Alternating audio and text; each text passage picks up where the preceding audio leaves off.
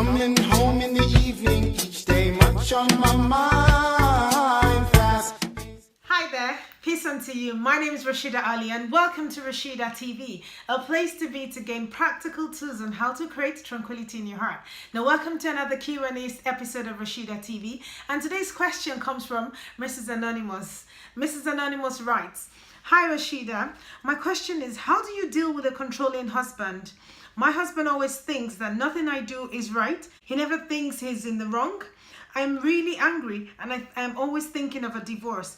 Please, can you help me? And also, I would love to remain anonymous. Love, Mrs. Anonymous."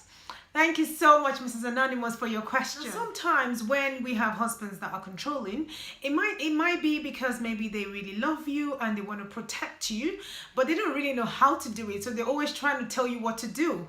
Or it could be as a result of own personal problem from maybe when they were growing up or from maybe past experiences. So this could, unfortunately, they could bring this into a relationship. Let's look at 3 different aspects that we can use in order to manage this kind of situation. So the first will be communicating aspect. Now, the way and manner you communicate with the person who is controlling or trying to tell you what to do at that particular situation is really important. Now, let's look at some steps that we can take. First one is to be really calm. Sometimes people who are controlling, they do it on purpose in order to like push your buttons. They know that if they tell you what to do, they know your weaknesses. They know you probably might flare up. And then when they do that, you lose it. And what happens? You probably, try to defend yourself. This can result into a very big argument. So you want to try and be calm, take a deep breath, try and see how you can control that situation properly. So the second thing will be to learn to overlook things, like learn to weigh your options. So once you know that this person is always controlling, when you're having an argument or you're having a discussion, just try not to always pick up on all the things that they say. Try and overlook some things. If it's not so important, or if maybe something they've said, you don't think it's worth addressing, just ignore them and, just let it go. So this way it would cause less problems and less having to argue all the time. Now the third one will be to try and find someone to talk to.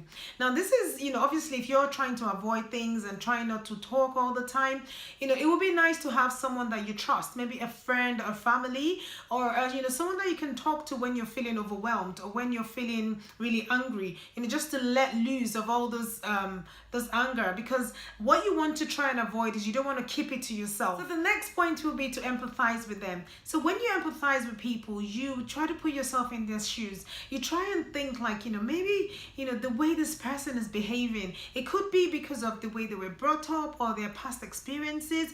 And, that's the way they've been shaped. And this way, it could be very difficult for them to not bring that into their relationship. So when you empathize with them, that helps you to kind of look at the situation in a broader view, and you would actually understand why they are doing certain things. And once you understand it, then it helps you to find a way to help them or manage the situation better. When I say empathize with people, it's not an opportunity to accept this behavior. It's just a way for you to understand the way people behave, and it helps you to just give people excuses.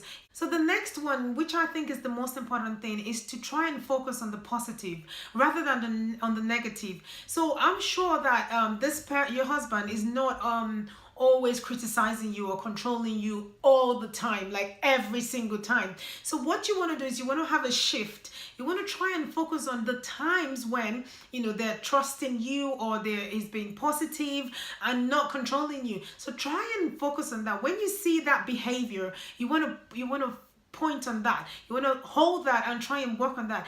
Example is like just trying to say things like, oh, it's so beautiful when you trust me, or I really love when you believe in me, or this kind of words are there's some words of encouragement, and when you emphasize on this kind of words, it helps that person to focus on that as well.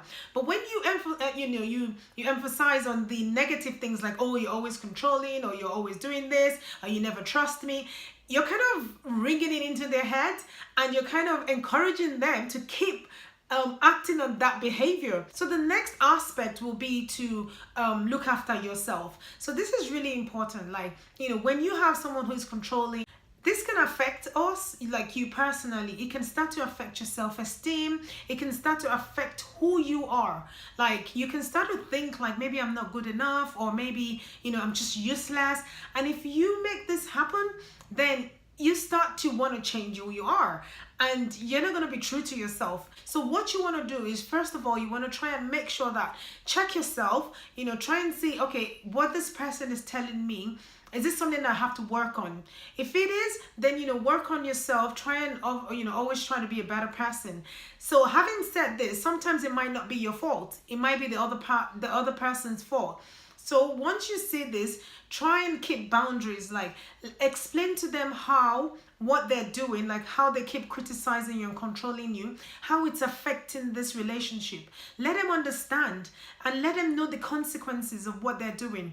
Let them know that if they keep on doing this, it could affect the marriage in the long run. Now, so the final aspect will be to seek help. Now, once you've tried a lot of things, you're trying to speak to them, you've told them how you feel, you've done as much as you can, but they're not changing. You want to seek professional help.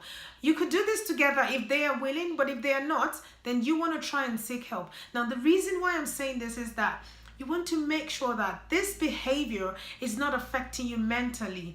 So what you want to avoid is being in a stage whereby you feel so distressed and feel overwhelmed, and you end up doing things that are things that are really bad, because at the end of the day, you will be accountable for whatever you do. So don't let yourself get to that stage. So this is all I've got for you, Mrs. Anonymous, and I hope this has helped. So now it's your turn. I would love to hear from you. I would love to know, have you ever been in a situation whereby you've had a controlling husband, or someone who criticizes you all the time? Or it could be a friend or someone, a loved one. What did you do? Like, what steps did you take in order to manage that situation? Please leave a comment below. Did you like this video? Don't forget to subscribe to my channel, and please share with your friends and families. Remember, having tranquility in your heart is the key ingredient to having a successful and a happy life. Thank you so much for watching, and God willing, I'll catch you in the next episode of Rashida TV. Coming home in the evening, each day much on my mind.